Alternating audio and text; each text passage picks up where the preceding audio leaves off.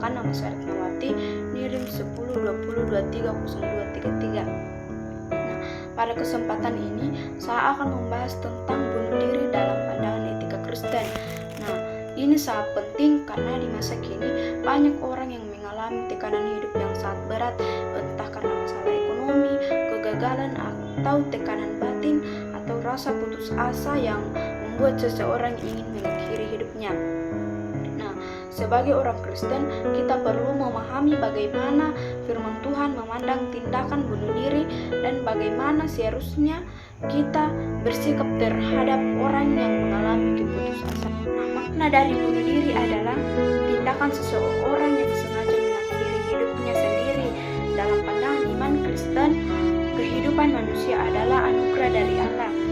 Dalam kitab Mazmur 100 ayatnya yang ketiga mengatakan, "Ketahuilah bahwa Tuhanlah Allah, Dialah yang menjadikan kita dan milik Dialah kita, umatnya dan kawanan domba gembalaannya." Artinya, hidup ini bukan milik kita, tetapi milik Tuhan.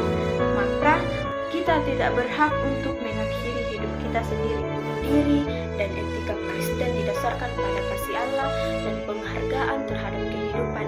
Ketika seseorang bunuh diri, tindakan ini menolak kasih Allah dan mengabaikan nilai kehidupan yang kudus. Hukum ke-6 dalam ke-10 perintah Allah. Dalam kitab Keluaran pasal yang ke-20 ayatnya yang ke-13 mengatakan, "Jangan membunuh." Nah, perintah ini tidak hanya melarang membunuh orang lain, tetapi juga melarang membunuh diri sendiri. Dengan kata lain, bunuh diri merupakan pelanggaran terhadap kehendak Allah. Namun, kita juga perlu memahami bahwa orang yang melakukan bunuh diri seringkali berada dalam penderitaan mental atau spiritual yang sangat dalam.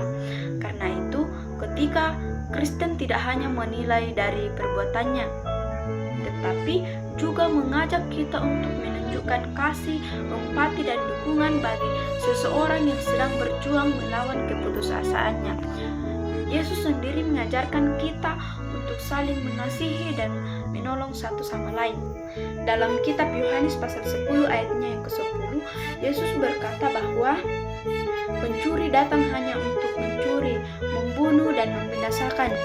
Aku datang supaya mereka mempunyai hidup dan mempunyainya dengan berlimpah-limpah.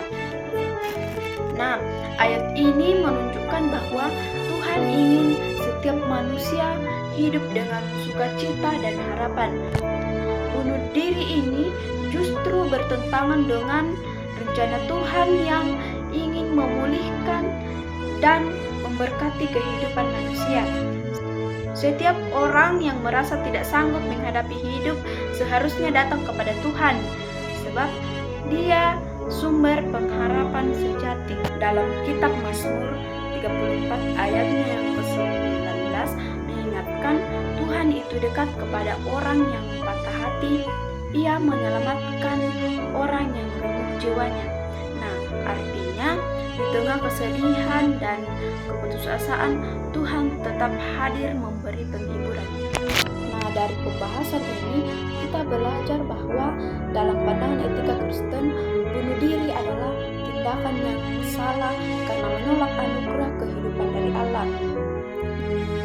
Sebagai orang percaya, marilah kita menjaga kehidupan kita dan sesama kita sebagai suatu orang yang kudus, karena hidup kita adalah milik Tuhan dan harus dijalani dengan iman, harapan, dan kasih.